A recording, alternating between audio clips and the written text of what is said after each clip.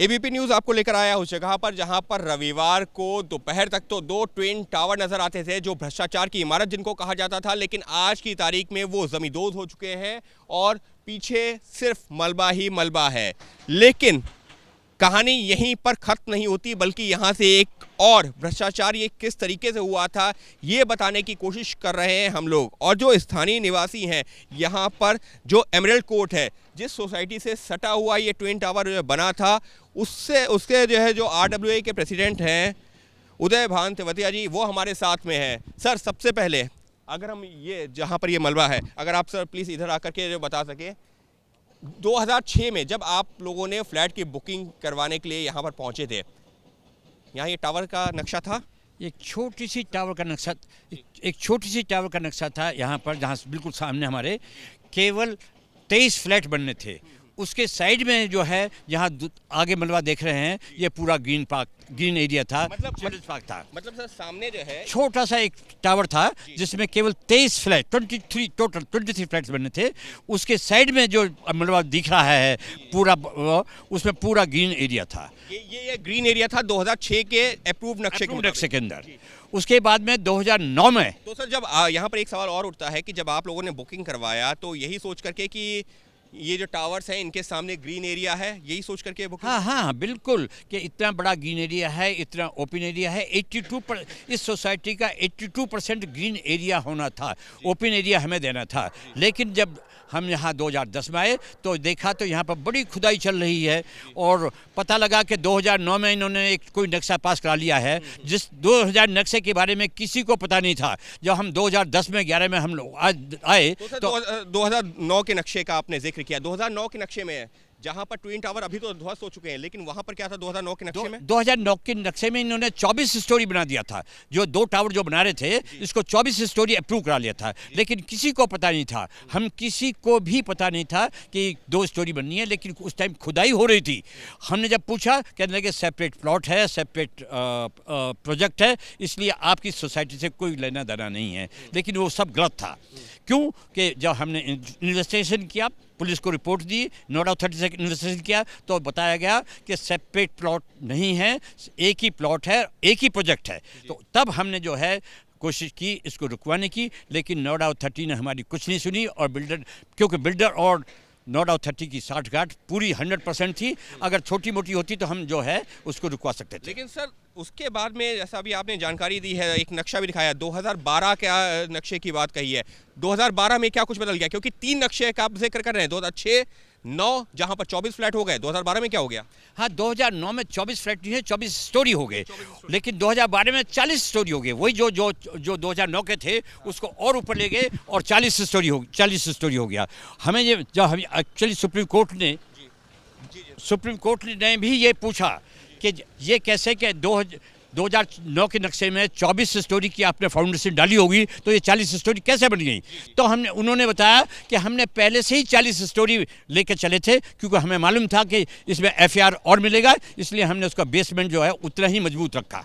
तो सर अगर हम यहाँ पर सर आपके साथ में आना चाहेंगे, मनोज आप इधर से आकर के अगर दिखा सकें, तो देखिए यहाँ पर 2006 में ग्रीन एरिया था, 2009 में वहाँ पर 24 मंजिल हुआ, और 2012 में जब जानकारी मिली तो वो 40 मंजिल तक हो गया। 40 मंजिल तक हो गया। तो जब हमने बहुत कोशिश की इसको रुकवाने की, लेकिन सुपरटेक बिल्डर ने और नोडा अथॉरिटी ने कुछ एक्शन नहीं लिया। एक दफ़ा नहीं, कम से कम 50 दफ़ा हम लोग जो अथॉरिटीज़ में गए होंगे और लेटर लिखा होगा। हमने गवर्नमेंट ऑफ उत्तर प्रदेश को भी लेटर लिखा, DO लेटर लिखा मिनिस्टर्स को, लेकिन उस पर कोई एक्शन नहीं लिया। उसके बाद में हम इलाहाबाद हाई कोर्ट गए। सर इसके साथ ही में ये जो टावर जब खड़े हो गए हैं और जिस तरीके से FAR में बदलाव हुआ, उसके चलते पूरी सोसाइटी को फायर एनओसी भी नहीं मिली, जैसा आप जिक्र कर रहे हैं। हाँ, एक्चुअली क्योंकि 9 मीटर डिस्टेंस था, एक ये रीजन, और एक जो हमारी जो ये 15 टावर्स बनी हुई हैं उसमें फायर स्टेयर केस नहीं है, रेस्क्यू एक होता है। अगर आप बता सकें यहाँ पर थोड़ा सा आगे लेकर के चलते हैं उस बिल्डिंग में, जिसकी वजह से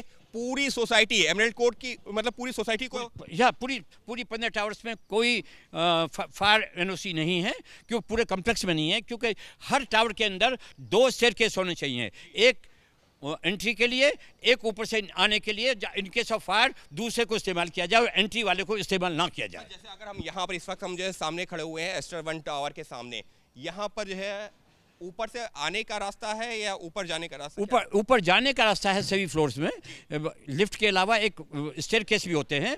एक तरफ से जो है ऊपर जाने का है, दूसरे साइड में जो है एंट्री ऊपर से नीचे आने के लिए इन केस ऑफ फायर वही स्टेयरकेस इस्तेमाल होगा। दूसरा जो पहले ऊपर जाने के लिए वो इस्तेमाल नहीं होगा।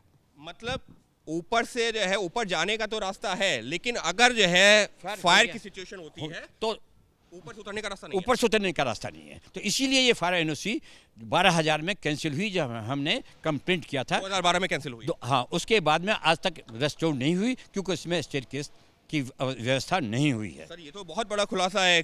खुदा ना खास्ता अगर कोई छोटी सी भी घटना हो जाती है, एक बहुत बड़ी दुर्घटना हो सकती है, क्योंकि लोगों के पास भागने का जो है कोई साधन नहीं होगा। जी हाँ, बिल्कुल ठीक कह रहे हैं आप। अब लेकिन क्या कर सकते हैं, ये व्यवस्था अथॉरिटी ने और स्टेट गवर्नमेंट ने इसका कुछ करना चाहिए, लेकिन अभी तक हुआ नहीं है। तो सर यानी कि खामी एक नहीं है, सोसाइटी में कई खामियां हैं, उसकी वजह से जो आप कैसे जो सिटीजन हैं, जो रेसिडेंट्स हैं, उनके सामने एक के बाद एक दिक्कतें। बिल्कुल, बहुत ज़्यादा दिक्कतें हैं, एक नहीं है।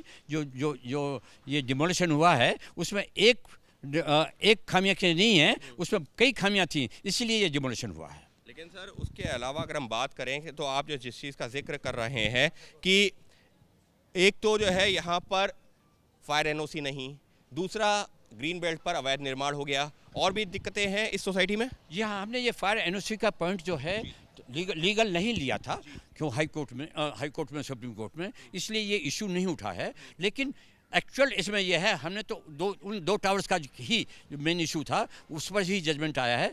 अब फायर एनओसी के लिए अब जो डिपार्टमेंट अथॉरिटी या स्टेट गवर्नमेंट क्या एक्शन लेता है वो जाना है। तो मतलब आप लोग इन चीज़ों को भी रेस करेंगे क्या? अब आगे की लड़ाई इन मुद्दों पर डिपेंड करेगा कि अब मैंने तो 10 साल कोशिश करी है, लड़ी है लड़ाई। अब उसके दूसरे के लिए और देखते हैं क्या करना है, अभी उसके बारे में नहीं सोचा है। एक आखिरी सवाल इस सबके बीच में कि ये मतलब बिल्डर्स की जो मनमानी है, दिखाते कुछ है, कहते कुछ है, और जब हैंडओवर होता है तो कुछ और होता है। उसके चलते जो लोग अपनी जीवन भर की गाड़ी कमाई लगाते हैं, उनका तो हर तरफ से नुकसान। बिल्कुल ठीक कहा। केवल 1-2 बिल्डर के अलावा सभी ने ये ऐसा किया हुआ है कि दिखाते कुछ हैं और देते कुछ हैं। केवल 1-2 बिल्डर्स हैं वो ठीक कर रहे हैं, अदरवाइज सभी के साथ में हमारी सोसाइटी नहीं, पूरा एनसीआर में ऐसा ही हो रहा है। हो सकता है पूरे देश में ऐसा हो रहा हो, लेकिन ये मैसेज डेफिनेटली जाएगा और आगे से ऐसा कोई अथॉरिटी अलाउ नहीं करेगी। सर बस एक चीज़ आपसे और जानना चाहूँगा, सुपरटेक की तरफ से जो स्पष्टीकरण दिया जा रहा है उनके एमडी की तरफ से, वो कह रहे हैं कि देखिए हमने तो नोएडा अथॉरिटी में अप्रूव प्लान जो जब हमको मिला उसके बाद में ही हमने निर्माण किया था, तो हमारी तो कोई गलती नहीं है, हम आगे भी भरोसा देते हैं कस्टमर्स को, उसी तरीके से अपना निर्माण अच्छे से अच्छा करके देंगे। वो कह रहे हैं कि हमको जब हमारा पूरा प्लान अप्रूव हुआ उसके बाद में ही हमने किया है, तो आप उनकी गलती देखते नहीं? हाँ, वो बिल्कुल ठीक कह रहे हैं। वो अप्रूव तो अथॉरिटी ने किया है। मिस्टर अरोड़ा इसमें बिल्कुल ठीक है कि उन्होंने अपने लालच में जो किया वो ठीक किया, लेकिन अथॉरिटी जो है वो कस्टमर के लिए भी अथॉरिटी बनी हुई है। उनको इंश्योर करना चाहिए कि कोई भी इलीगल और या वायलेशन ना हो, लेकिन वो इंश्योर करने के बाद में वो राइटिंग में अप्रूवल दे रहे हैं, तो ये तो बहुत बड़ा अपराध है। इसलिए जो है अथॉरिटीज के अगेंस्ट में, ऑफिसर्स के अगेंस्ट में एक्शन लिया जाना चाहिए। अथॉरिटी के अगेंस्ट में, ऑफिसर्स के अगेंस्ट में एक्शन लिया जाना चाहिए। और फिलहाल अगर हम इस सोसाइटी की बात करें, ये यानी कि एमराल्ड कोर्ट की, जहां पर जिसके करीब में ये ट्विन टावर जो है बने हुए थे, जो फिलहाल ध्वस्त हो चुके हैं, ज़मींदोज़ हो चुके हैं।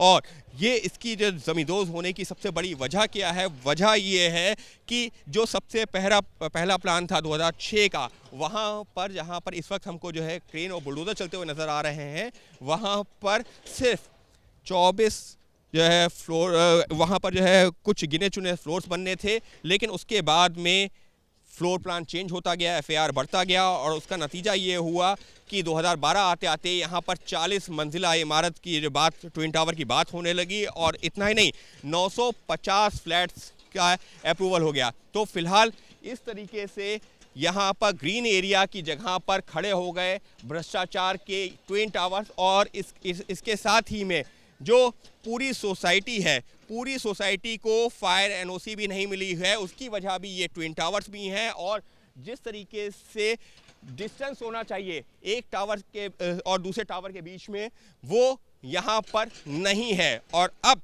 जो यहाँ के निवासी हैं, खास तौर पर एमरल्ड कोर्ट के, वो यही कह रहे हैं कि भ्रष्टाचार सिर्फ एक जगह पर नहीं बल्कि कई जगहों पर हुआ है और उसका खामियाजा उठाना पड़ रहा है यहाँ पर रहने वाले इन सिटीजन्स को, जिन्होंने अपनी जीवन भर की कमाई इस फ्लैट में लगाई, लेकिन अब भ्रष्टाचार के चलते उनको जो सपना दिखाया गया था हकीकत में वो पूरी तरह बदल चुका था, क्योंकि भ्रष्टाचार की भेंट चढ़ चुका था ये पूरा प्रोजेक्ट।